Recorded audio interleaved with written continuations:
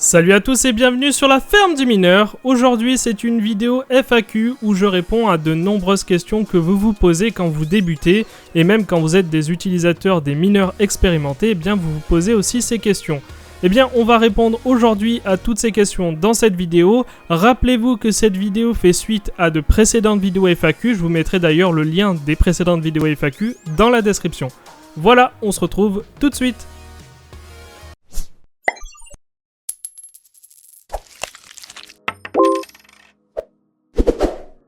Une question qui revient assez souvent, c'est comment brancher son rig. Eh bien, grâce à ce schéma que Babat nous a fait, vous allez comprendre assez aisément comment brancher tout ça. Vous allez voir, c'est super simple, il y a juste quelques règles à respecter et vous n'aurez aucun problème. La première règle à respecter, c'est que vous devez savoir que chaque câble a une limite de charge. Par exemple, le Molex a une limite de 156 watts, le SATA a une limite de 54 watts, et le PCI Express, celui qui vous permet d'alimenter directement les cartes graphiques, a lui une limite de 288 watts. Ce qu'il faut savoir par contre, c'est que c'est 288 watts par ligne. Ce qui veut dire que quand vous avez un câble qui se dédouble, qui va de l'alimentation et qui se dédouble par la suite, eh bien vous avez 288 watts qui sont divisés alors par 2. Faites attention à ça pour éviter de surcharger justement vos câbles. Ensuite, vous allez alimenter vos risers. Ce qu'il faut savoir, c'est que le riser a une consommation qui lui est propre. C'est-à-dire que vous voyez, en bas du riser, il y a aussi une consommation. Cette consommation va de 15 à 75 watts. Et c'est pour ça qu'on déconseille d'utiliser des câble SATA pour alimenter les risers. Tout simplement parce que la norme SATA permet juste d'aller jusqu'à 54 watts et que le riser potentiellement pourrait consommer jusqu'à 75 watts.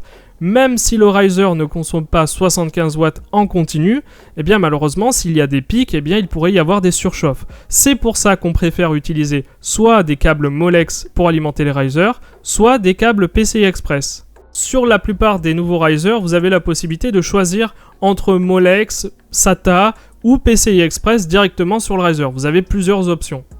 Ça, c'est pour un rig classique avec une alimentation ATX.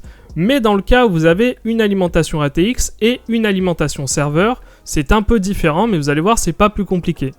Ce que vous allez faire, c'est que vous allez brancher vos cartes graphiques sur l'alimentation serveur, ce qui est préférable.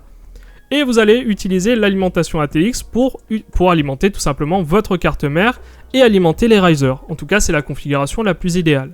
Pour ce qui est de la synchronisation entre les alimentations, ce qu'il faut savoir, c'est que les alimentations, étant donné qu'elles sont en courant continu, en 12 volts, eh bien, elles sont synchronisées en permanence.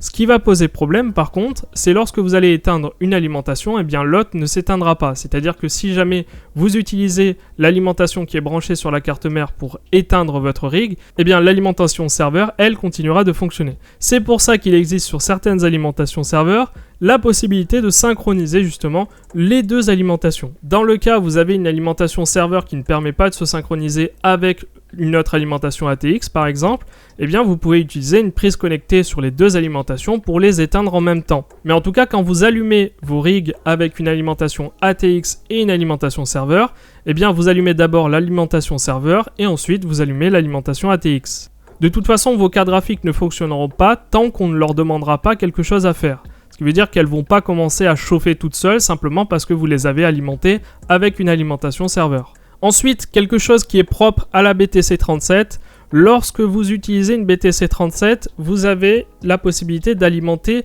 les risers individuellement sur la carte mère directement. Si vous utilisez des risers, vous n'avez pas besoin de les alimenter, vous alimentez directement les risers. Vous alimentez seulement la carte mère dans le cas où vous êtes complètement riserless. Mais dans le cas où vous utilisez des risers pour tout simplement plus de mobilité, eh bien vous devez alimenter les risers, mais vous n'alimentez pas la carte mère. Une autre chose à savoir, c'est que les BTC37, quand elles sont expédiées depuis la Chine, n'ont pas de pile BIOS. Donc pour ça, il vous faudra acheter sur Amazon une pile BIOS ou ailleurs ou en magasin. Le modèle, c'est tout simplement une CR 2032. C'est une pile qui est peu chère et que vous trouverez assez facilement. Maintenant, je vais répondre à plusieurs petites questions que vous vous posez. Et la première question, c'est qu'est-ce que la VRAM ? Comment obtenir la température de la VRAM et surtout comment limiter la température de la VRAM et surtout pourquoi la limiter. Donc la VRAM, c'est tout simplement la mémoire vive de votre carte graphique. C'est cette mémoire vive qui va vous permettre de charger des textures sur les jeux vidéo. Là, dans notre cas, pour le mining, la VRAM est super important parce que majoritairement, on mine de l'Ethereum. Et sur l'Ethereum, il y a ce qu'on appelle le DAG qui va être chargé sur la VRAM. Ce qui fait que la VRAM va être fortement sollicitée pour le minage d'Ethereum. Donc c'est une donnée à prendre en compte, la température de la VRAM est super importante parce que au-delà d'une certaine température, vous allez souffrir de thermal throttling. C'est-à-dire que votre carte graphique va abaisser ses performances pour faire baisser la température de la VRAM. C'est même pas la température de votre GPU en lui-même qui va poser problème, mais vraiment la température des VRAM. Alors on estime qu'entre 90 et plus, eh bien la température est trop élevée pour les VRAM et vous allez souvent souffrir de thermal throttling. Donc il est recommandé à ce moment-là de ripad. Pour ceux qui ne savent pas ce qu'est le ripad, eh bien je vous invite à regarder la vidéo refroidir ces cartes. C'est une technique qui permet tout simplement de changer les pads thermiques de la carte graphique et cela va permettre de refroidir tout simplement votre VRAM. Alors comment obtenir cette température?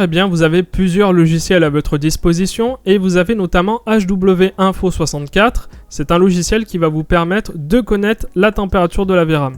Vous le voyez ici, vous avez souvent plusieurs termes qui sont utilisés. Vous avez GPU Memory Temperature, là c'est évident, il n'y a pas besoin de chercher de midi à 14h, vous savez que c'est la température de la VRAM. Parfois c'est aussi marqué GPU Memory Junction, c'est exactement la même chose. Ce qu'il faut savoir aussi, c'est que la température de la VRAM n'est pas disponible sur toutes les cartes graphiques. Donc dès lors que vous voyez que cette température en pleine charge dépasse les 90 degrés, ça vaut le coup de passer par un ripad pour pouvoir améliorer les performances. Une autre question qui revient assez souvent, c'est quoi les cartes FE et pourquoi c'est intéressant d'en obtenir? Les cartes FE, ce sont les cartes Founder Edition qui sont produites directement par Nvidia et dont le prix de revente est fixe. C'est-à-dire que vous avez toujours le même prix.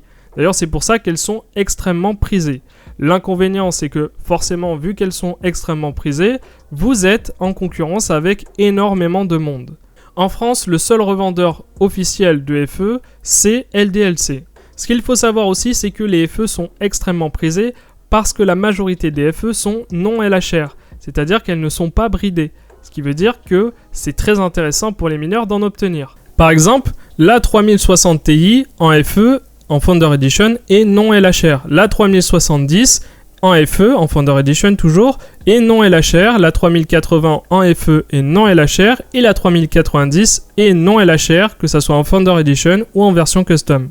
Maintenant, si vous vous posez d'autres questions, comme par exemple qu'est-ce qu'un wallet, comment choisir sa pool et encore plein d'autres questions, on a sûrement déjà répondu à ces questions et je vous invite d'ailleurs à regarder nos vidéos FAQ. Je vous mettrai tous les liens en description de toutes les vidéos qu'on a déjà faites qui répondent à la majorité des questions que vous vous posez en tant que débutant. Voilà, merci de nous avoir suivis pour cette vidéo. Si vous avez aimé cette vidéo et que vous voulez en voir plus, n'hésitez pas à nous mettre un like, n'hésitez pas à vous abonner si ce n'est pas déjà fait et on se retrouve pour de prochaines vidéos. Ciao!